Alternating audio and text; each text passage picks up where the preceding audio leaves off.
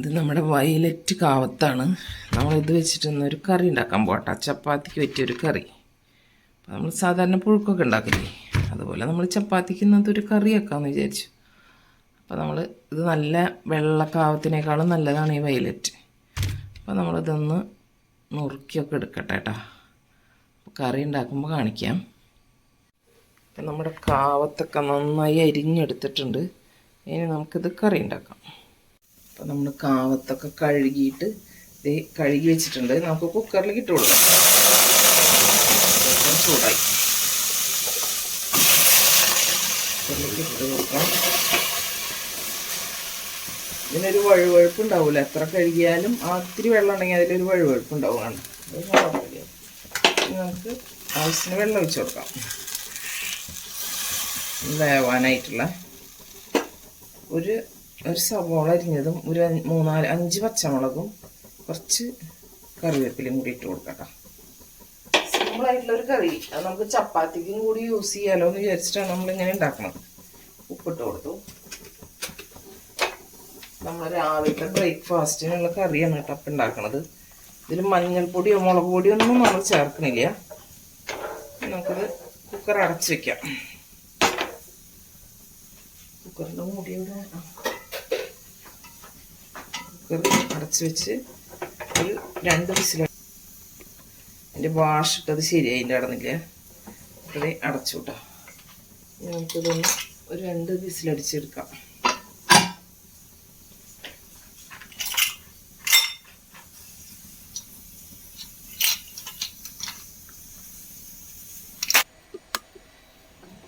അപ്പോൾ നമുക്ക് വെന്തോ നോക്കാം. കാവത്ത്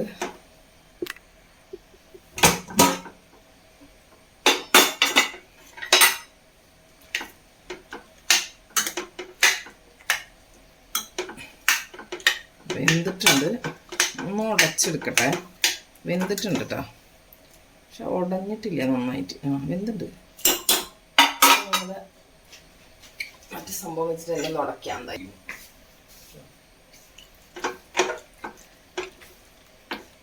അപ്പോൾ ഇതൊന്ന് ഉടച്ചെടുക്കട്ടെ കേട്ടോ. ഉടച്ചെടുത്തതിന് ശേഷം നമുക്ക് ഇതിലേക്ക് ഒരു അരപ്പ് ചേർക്കാം. വെറുതെ നാളികേരം അരച്ച് ചേർക്കണുള്ളൂ.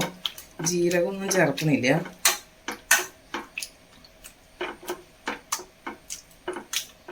ഇത് ഇത്ര കളറാവുമെന്ന് ഞാൻ വിചാരിച്ചില്ല. വെന്തപ്പോൾ കുറച്ചും കൂടി കളറായി. നല്ല ഡാർക്ക് വയലറ്റ്.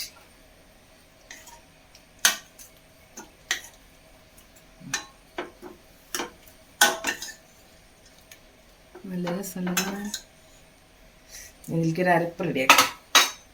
കുറച്ച് നാളികേരം അരച്ചെടുക്കട്ടെ.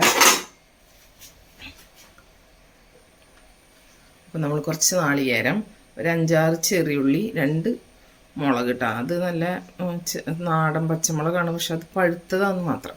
അപ്പം അതൊന്ന് അരച്ചെടുക്കട്ടെ.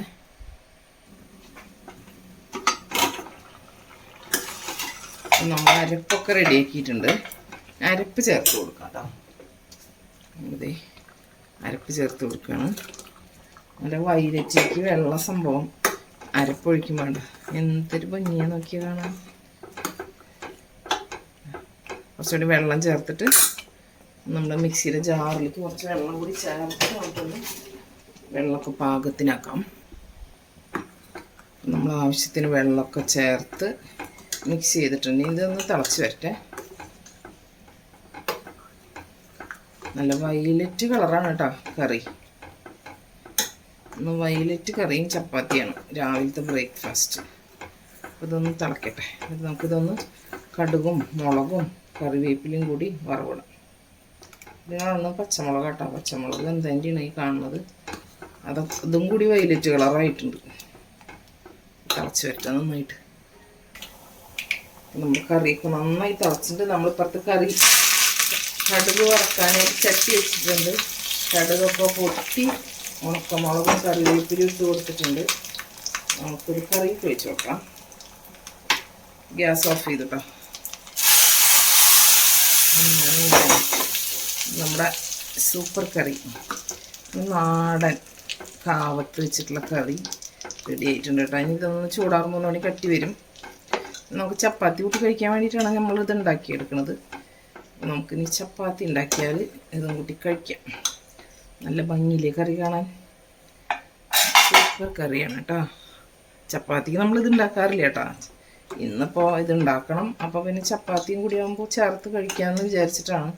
ചപ്പാത്തിക്ക് ഇത് നമ്മളിതുവരെ കോമ്പിനേഷനായിട്ട് കഴിച്ച് നോക്കിയിട്ടില്ല. പക്ഷെ കുഴപ്പമുണ്ടാവില്ല എന്തായാലും. അങ്ങനെ നമ്മളെ ബ്രേക്ക്ഫാസ്റ്റ് കഴിക്കാൻ പോവാണ്. നമ്മുടെ വയലറ്റ് കറിയും ചപ്പാത്തിയും. കറി നമുക്ക് കാണാൻ എന്ത് രസം, പർപ്പിൾ കളറിലുള്ള കറി. കഴിച്ച് നോക്കിയോട്ടെ എങ്ങനെയുണ്ടെന്ന്. ടേസ്റ്റ് ഉണ്ട് കേട്ടോ. അധികം മസാലയൊന്നും ഇല്ലെങ്കിലും കറി സൂപ്പറാണ്, നല്ല ടേസ്റ്റ് ഉണ്ട്. അടിപൊളി കറി, അധികം എരിവൊന്നും ഇല്ലാത്ത സൂപ്പർ കറി. കാവത്തൊക്കെ ഈ സമയത്ത് വീട്ടിലുണ്ടെങ്കിൽ ഇതൊന്ന് ട്രൈ ചെയ്ത് നോക്കട്ടോ. നമുക്ക് ഈ വയലറ്റ് കാവത്ത് ഇങ്ങനെ കിട്ടാറില്ല, നമ്മൾ കടയിൽ നിന്ന് വാങ്ങിയതാണ്. നല്ല സൂപ്പറായിട്ടുള്ളൊരു കഷ്ണം കിട്ടിയതാണ്.